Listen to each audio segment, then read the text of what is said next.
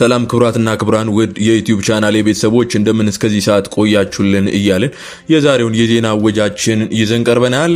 በተለይም ደግሞ በዛሬው ዕለት የትራምፕ አስተዳደር የውጭ ሀገራት ተማሪዎች የቪዛ ደንቦችን አጥብቋል የሚለውን ዜና ስንመለከት፣ በሌላ ዜና ደግሞ ኢራን በኦማን፣ በኩዌት፣ ባህሬንና ሶሪያ ውስጥ የሚገኙ የአሜሪካ ጦር ሰፈሮችን መምታቷን አስታውቃለች የሚለውን ዜና እንመለከታለን።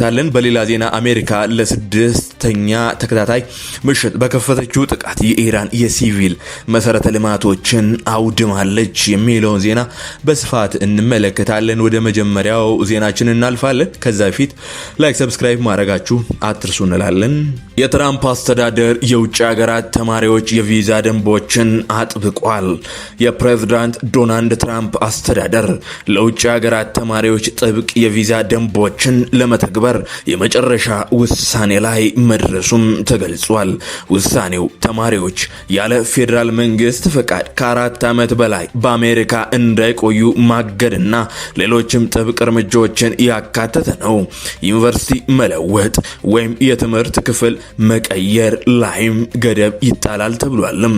እስካሁን ድረስ ባለው አሰራር ከፍተኛ የትምህርት ተቋማት ቪዛ እንዲራዘም የማድረግ ስልጣን ነበራቸው። ፖሊሲው የሚተገበረው ከቀጣዩ መስከረም አንስቶ ሲሆን የአሜሪካ የአገር ውስጥ ደህንነት መስሪያ ቤት ባወጣው መግለጫ የቪዛ ብዝበዛን የሚገዳደርና የጀርባ ታሪክ ምርመራ በማድረግ ብሔራዊ ደህንነትን የሚያጠናክር አሰራር ነው ብሏልም።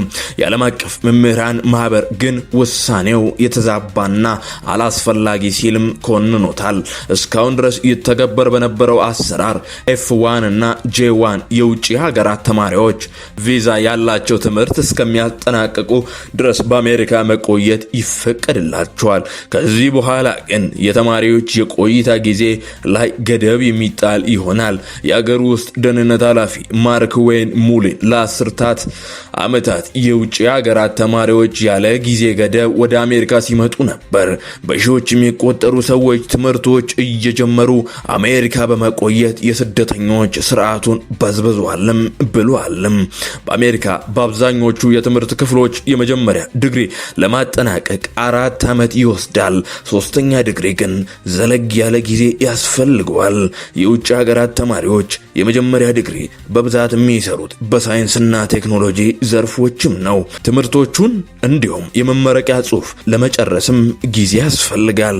ጥናትና ምርምር ለማከናወንም የገንዘብ ድጋፍ ለማግኘትም የሚደረገው ጥረትም ተጨማሪ ጊዜ ይወስዳልም ብለዋልም። የትራምፕ አስተዳደር ባወጣው አዲስ ፖሊሲ መሰረት ተማሪዎች ከተመረቁ በኋላ በ30 ቀናት ውስጥ ከአሜሪካ መውጣት አለባቸውም ብለዋል። ሌላው አማራጭ የቪዛ አይነት መቀየር ሲሆን ይህም 60 ተጨማሪ ቀናት ለማግኘትም ይረዳል። የዓለም አቀፉ መምህራን ማህበር ዋና ኃላፊ ፋንታው አዲሱ ፖሊሲ የዓለም አቀፍ መምህራን ማህበር ዋና ኃላፊ ፋንታው አዲሱ ፖሊስ ጥርጣሬ የሚያጭር በቢሮክራሲ የተሞላ በአግባቡ የሚሰራ ስርዓት ላይ ፍርሃት የሚያሳድር ችግር በሌለበት መፍትሄ የሚፈልግ ነው ሲሉም ተችቷል። የትራምፕ አስተዳደር የውጭ ሀገራት ተማሪዎችና የስደተኞችን ቁጥር ለመቀነስ የተለያዩ እርምጃዎችንም መውሰዱን ቀጥሏልም። አንዳንድ ዕውቅ ዩኒቨርሲቲዎች የሚቀበሏቸውን የውጭ ሀገራት ተማሪዎች ቁጥር እንዲቀንሱ ለማድረግም ተሞክሯል። የአሜሪካን የውጭ ጉዳይ ፖሊሲ የተቃወሙ ተማሪዎች ቪዛ እንዲሰረዝም ተወስኗልም። በሌላ ዜና ወደ ኢራንና አሜሪካ ጦርነት ዘልቀን ወደ ማየቱ እንሄዳለን። ኢራን በኦማን፣ ኩዌት፣ ባህሬንና ሶሪያ ውስጥ የሚገኙ የአሜሪካ ጦር ሰፈሮችን መምታቷን አስታውቃለች። የኢራን እስላማዊ አብዮታዊ ዘብ በኦማን ውስጥ የሚገኝ የአሜሪካ የባህር ኃይል መከታተያ ራዳር ስፍራዎችን እንዲሁም ኩዌትና ባህሬን ውስጥ የሚገኙ ኢላማዎችን መምታቱን አስታውቋል። ሶሪያ ውስጥ የሚገኝ የአሜሪካ የልዩ ዘመቻ እዝ ማዕከል ላይ ጥቃት መፈጸሙን ገልጿልም። ኦማን ውስጥ በተፈጸመው ጥቃት የባህር ኃይል የቁጥጥር ራዳርና የአሜሪካ አየር መቆጣጠሪያ ራዳር መመታታቸው ዘቡ ባወጣው መግለጫም ጠቅሷል። በኃይል የሚፈጸሙ ያጸፋ ዘመቻዎች ይቀጥላሉ።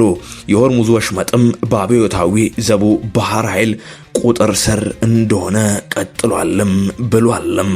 የአሜሪካ የልዩ ዘመቻ እዝ ማዕከል ላይም ተፈጽሟል በተባለው የሶሪያው ጥቃት የራዳር ስርዓት በርካታ የልዩ ሄሊኮፕተሮችና በርከት ያሉ አሜሪካውያን ኃይሎች ኢላማ መደረጋቸውንም ጠቅሷል። እንደ አብዮታዊ ዘቡ ገለጻ በዮርዳኖስ ድንበር አቅራቢያ በሚገኘው አልታንፍ የተፈጸመው ድንገተኛ ጥቃት ከ2 ቀናት በፊት በኢራናውያን ወታደሮች ላይ ለተፈጸመው ግድያ ያጸፋ እርምጃ ነው። ሶሪያም ሆኑ አሜሪካ እስካሁን ተፈጸመ ስለተባለው ጥቃት አስተያየትም አልሰጡም። የዮርዳኖስ ጦር ግን ወደ አገሪቱ የተወነጨፉ 3 የኢራን ሚሳኤሎችን ጉዳት ወይም ውድመት ሳይደርስ መቶ መጣሉን አስታውቋል። ኢራን አብዮታዊ ዘብ አዲሱን ጥቃት ከመፈጸሙ አስቀድሞ አሜሪካ በርካታ የኢራን ጦር ኢላማዎችን መምታቷንም ገልጻለች። ኢራን በበኩሏ ድልድዮች፣ ባቡር ጣቢያና የአየር ማረፊያን ጨምሮ በተለያዩ የሲቪል መሰረተ ልማቶች ላይ ጥቃት እንደተፈጸመባትም አስታውቃለች። ሁለቱም ሀገራት የሚፈጸሙባቸው ጥቃቶች እየተባባሱ ባሉበት ወቅት ወሳኙ የባህር መተላለፊያ ሆርሙዝ ወሽመጥ በኢራን እንደተዘጋ ነው። አሜሪካ ለ6ኛ ተከታታይ ምሽት በከፈተችው ጥቃትም የኢራን የሲቪል መሰረተ ልማቶች መደብደባቸውን በአሜሪካ ወገን ተገልጿል። አሜሪካና ኢራን ሆርሙዝ ወሽመጥን ለመቆጣጠር የሚያደርጉት ውጊያ ቀጥሎ የዋሽንግተን ጦር ለ6ኛ ተከታታይ ምሽት በኢራን አዲስ ዙር ጥቃትም ፈጽሟል። ሐሙስ ሌሊት የደረሱ ጥቃቶች በድጋሚ ያገረሸው የሁለቱ ሀገራት ግጭት እየተባባሰ መሆኑን የሚያመለክቱ ናቸውም ተብሏል። አሜሪካ የኢራን ድልድዮች፣ ባቡር ጣቢያና የአየር ማረፊያን ጨምሮ በተለያዩ የሲቪል መሰረተ ልማቶች ላይ ጥቃት መፈጸሟን የቴሄራን የመንግስት መገናኛ ብዙሃን ዘግበዋልም። በሆርሙዝጋን ግዛት ከባንደር እስከ አባስ በምዕራብ አቅጣጫ የሚገኝ እንደ ድልድይ መመታቱን ቢቢሲም አረጋግጧል። ቢቢሲ ስለ ጥቃቱ ለዋይት ሃውስ እና ለአሜሪካ ጦር ማዕከላዊ እዝ ሴንቲኮም ጥያቄም አቅርቧል።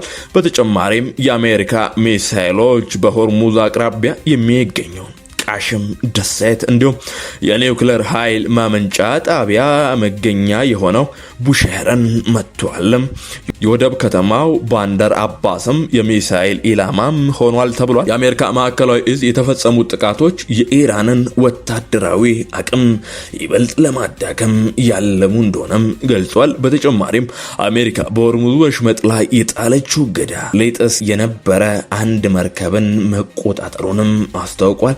ሴንቲኮም በዚህ ዙር ጥቃት የተደበደቡ በሚል በዘረዘራቸው በርካታ የኢራን ጦር ኢላማዎች ውስጥ ድልድዮችን አልጠቀሰም። በዚህ ጥቃት የተሳተፉት የአሜሪካ የጦር አውሮፕላኖች፣ ድሮኖች እና የጦር መርከቦች የኢራንን የባህር ዳርቻ መከታተያ እና የአየር መከላከያ ጣቢያዎችን፣ ወታደራዊ የሎጂስቲክስ መሰረተ ልማትና የባህር ኃይል አቅሞችን መምታታቸውንም ገልጿል። ፕሬዝዳንት ዶናልድ ትራምፕ ቴሄራን ወደ ድርድር ማትመለስ ከሆነ በአገሪቱ ውስጥ የሚገኙ ድልድዮችና የኃይል ማመንጫዎችን እንደሚመቱም በዚህ ሳምንት መጀመሪያ ላይ ዝተው ነበረም። ፕሬዝዳንቱ ባለፈው ሚያዝያ ላይም ድልድዮችና የኃይል ማመንጫዎችን ጨምሮ የኢራን የሲቪል መሰረተ ልማቶች እንደሚደበድቡ መናገራቸውም ይታወሳል። በወቅቱም የተባበሩት መንግስታት የሰብአዊ መብቶች ከፍተኛ ኮሚሽነር ቮልከር ቱርክ ሆን ብሎ ሲቪሎችና የሲቪል መሰረተ ልማቶችን ማጥቃት የጦር ወንጀል እንደሆነ መናገራቸውም ይታወሳል። በ1949 የወጣውና በጦርነት ወቅት የሚከበሩ ሰብአዊ ስነ ምግባሮችን የሚዘረዝረው የጄኔቫ ስምምነት ለሲቪሎች አስፈላጊ እንደሆኑ በሚታሰቡ ስፍራዎች ላይ ጥቃት መፈጸሙንም ይከለክላል። ክብራትና ክብራን ውድ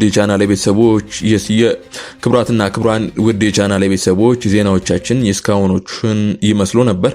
ላይክ፣ ሰብስክራይብ ማድረግ አይረሳ እንላለን። መልካም ጊዜ